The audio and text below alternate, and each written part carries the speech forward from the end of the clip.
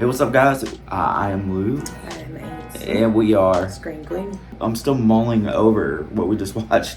So, we just watched a movie that has something to do with something we both like to do, which is eat. And it's a movie that's on HBO Max right now, and it's called The Menu. Is that gonna fit everyone? Yeah, easily. 12 customers total. How do they turn a profit?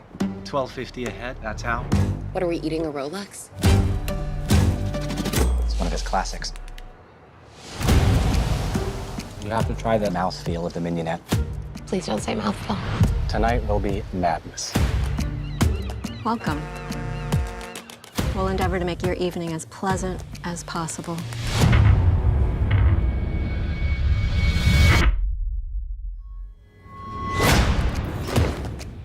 Welcome to Hawthorne. Here we are family.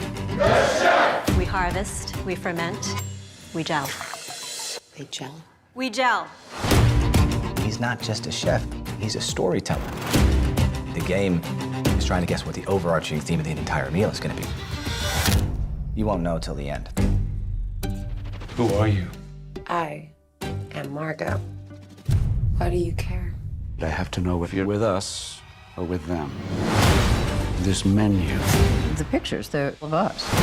this guest list, How did he get these? It's not good. this entire evening. This is just theater, it's stagecraft. We're leaving now. Has been painstakingly planned. This is real, isn't it? What the hell is going on? We now offer you a 45-second head start. Okay, 45 seconds starts now. This is what you're paying for. Get out of my way. It's all part of the menu. It's okay. No, we're gonna die tonight. Yes, we are. Yeah. Happy birthday to you. You told him it was my birthday? Seemed funny about 3 hours ago.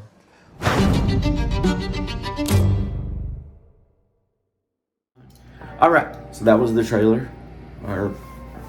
for The Menu. Like I said, on HBO Max currently. And yeah, who all's in this? You know better than I. Ray Fiennes, Anya Taylor-Joy, Nicholas Hoult, John Leguizamo. Judith Light is in it as well. She is Angela from Who's the Boss from A Long Time Later. This movie was a lot. It was like a lot, but I also think it was a lot. It was fun to me. Like I enjoyed it a whole lot. Like it was never. I mean, at a certain point, I think you kind of figure out what's going on, and I don't want to give too many spoilers on things. But you find out fairly early on that at least it's not like you expect it to be like an out-to-get-you type film. Yeah. But it's more of a nobody gets out alive. First off, Nicholas Hoult is really good in this, and what he's supposed to be in it. But then we find out later on some stuff about him that we understand why he behaves the way he behaves. This is going to be one that I feel like, in a couple of years or something, we may want to go back and like take another look at it. Kind of like Midsummer. Yeah. Well, because the ending of it gave me those vibes. The ending of and I kind of just sit there. I mean, like it's very seldom, especially when we're getting ready to do reviews and stuff. Like, a lot of times the credits hit and I'm like pause it or something or get it off that screen and then we like set up real quick. The credits went on for a minute and I was still mulling over in my mind and like kind of with my mouth open, like both literally and like mentally trying to figure out what I just watched. Yeah. It was one of those that like, in some ways it was a slow burn. Like there was some slow burn to it. There was a mystery component to it, where you get to find out different things about each one of these guests. It's one of those weird things where you feel for the characters, kind of, but then you kind of don't at the same time.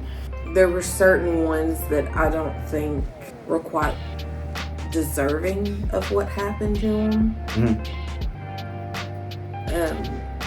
There were, which I mean, I'm not a psychotic person or anything, so I mean, nobody deserved what happened to them in it. But there were certain reasons, or rhymes and reasons, of why certain people were there. I mean, and some of them I don't think. So the I guess some of the scariest, or like when you look at anything, I mean, horror movies or you know, comic books, you know, television shows, whatever you're looking at, it doesn't have to be of the horror genre. The most intriguing and the most like scary to me, like antagonists, are the ones that you can kind of sympathize with. Yeah. Are the ones that you don't necessarily agree with what they're doing. The ones that have a level of innocence to them. They have a level of innocence, but it's like I don't know, like in Batman or whatever. Like the Joker kind of just is somebody that just wants the world to burn. I mean, like that's, you know, you kind of got that from the Heath Ledger. But like Mr. Freeze is a guy whose wife is dying and he was trying to find a cure. I mean, like Poison Ivy is kind of just you know, an environmentalist who cares a lot about plants. This movie was very well made. I'm not even sure how long it was. I guess it was about 2 hours long. I'm not sure. However long it was, I felt like it flew by. I mean, like once it got in there and you're in the driver's seat and you're like, the acting was great. I think I've already said that, but the acting was great. There was enough of a reveal as it went along that it wasn't so much of a slow burn. And the payoff at the end, to me, was completely worth like watching everything that led up to it. Yeah. Anytime a movie makes me question stuff and like society and the way that we treat each other and, you know, all of those components, there's a little bit about feminism in this and about the way women are treated. It's not a main component of the thing. How we treat service workers in general.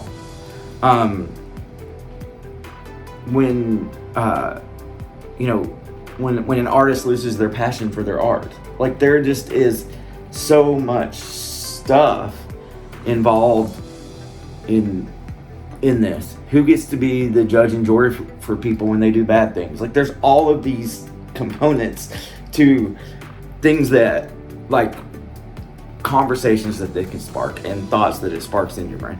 It wasn't typical.